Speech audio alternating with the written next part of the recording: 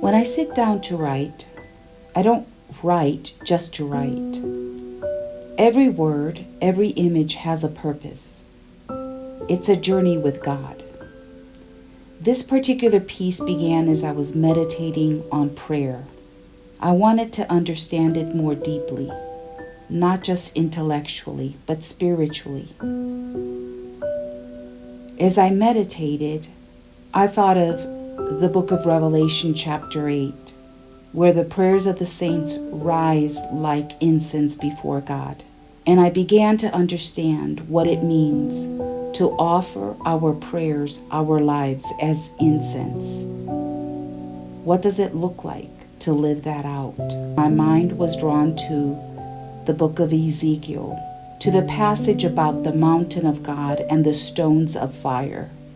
Ezekiel speaks of the cherub walking up and down the stones of fire before iniquity was found in him.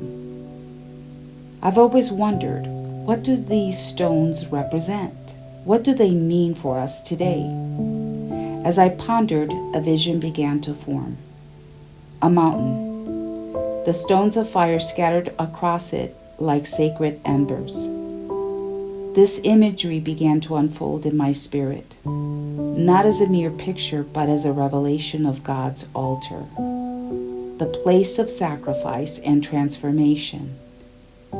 It reminded me of Isaiah's encounter with the burning coal, the purifying fire that prepared him for his divine calling. Scattered like sacred embers across the barren ground, the stones of fire shimmered, their incandescent hues shifting between orange, red, and gold, as though they held the breath of celestial flame within them.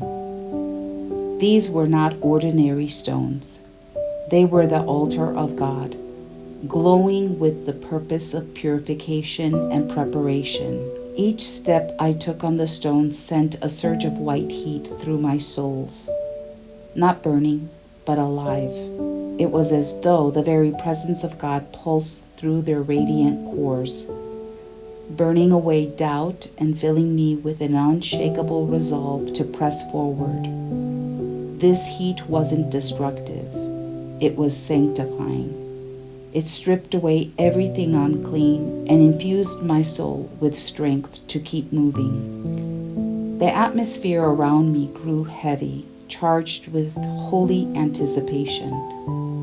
Above me, dark clouds churned like restless giants, their swollen forms glowing faintly with an electric charge that mirrored the fire beneath my feet.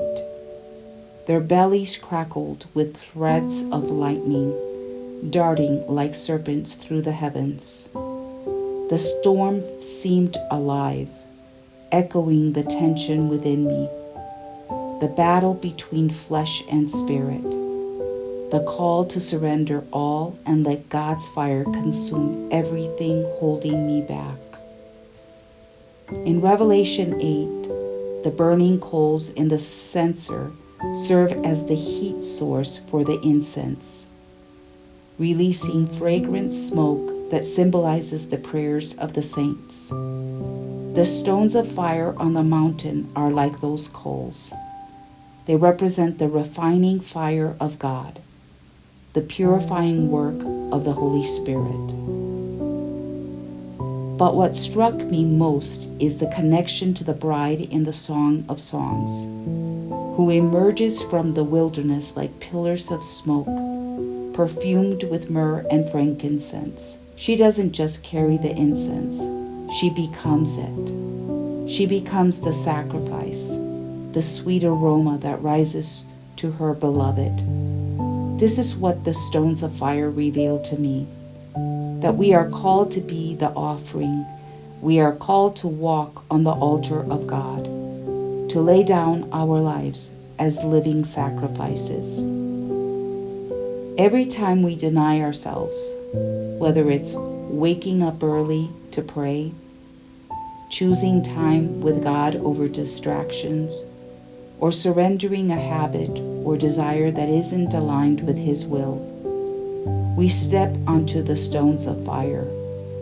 We become the incense, the sweet aroma that pleases God. The mountain, the burning stones, the golden censer, all of it points to the altar of God. It's here that we are called to surrender, to let His refining fire consume what cannot remain, and to rise as sweet-smelling aroma before Him. So the question is, what is God calling us to lay on the altar today? What is He asking us to surrender, to sacrifice, so that He can transform it into something holy? The stones of fire are waiting. The altar is ready. Will we step forward and become the offering and let our lives rise as incense to the Lord?